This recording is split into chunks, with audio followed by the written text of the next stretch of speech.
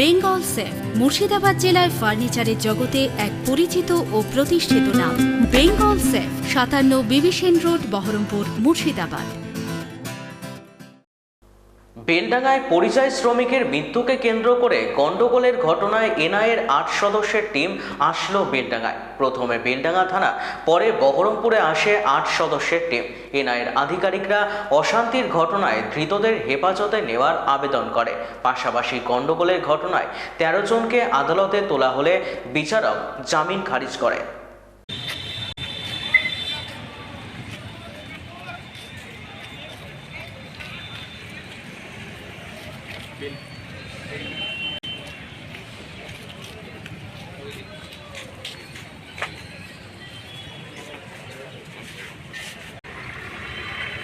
ছবিটা অ্যাটাচ করে দেবে।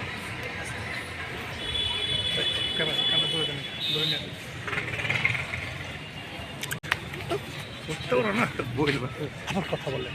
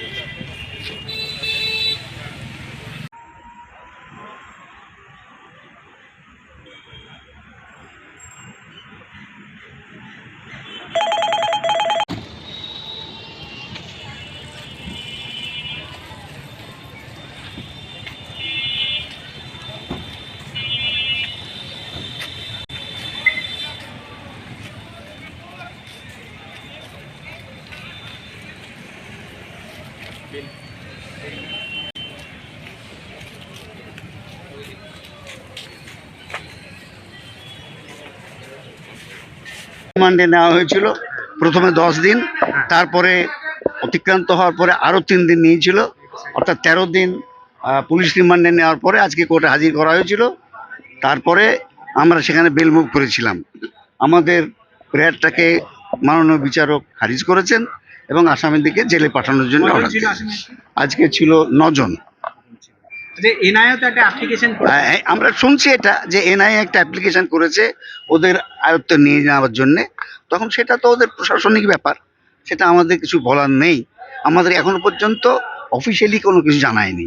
জানায় তখন বোঝা যাবে, তখন এই কোর্টের আর কোনো অধিকার থাকবে না, তখন এনআইএর নিজস্ব কোর্ট আছে, সেই কোর্টে বিচারটা যে পিসিটা নিয়েছিল সেখানে কোনো কিছু রিকভারি হয়নি, কোনো কিছু নেই, একদমই মানে ফাঁকা হাতে গিয়েছে, ফাঁকা হাতে ফেরত এসছে। ওদের কাছ থেকে কোনো রকম কোনো কিছু সিজ হয়নি। একটা গাছের ডাল বা একটা বাঁশের লাঠি আগের দিন সিজ হয়েছিল, কিন্তু এই দিন কিছুই সিজ হয়নি, একদম ফাঁকা হাতে গিয়েছে, ফাঁকা হাতে এসেছে। এইটুকু তাহলেও আমরা অ্যাপ্লাই করেছিলাম, কিন্তু এখনো এনআইএর ব্যাপারটা ওরা বলেছে, কিন্তু এনআইএটা যদি নেয় তখন আর পশ্চিমবঙ্গ পুলিশের আর সেখানে কোনো এখতিয়ার থাকবে না।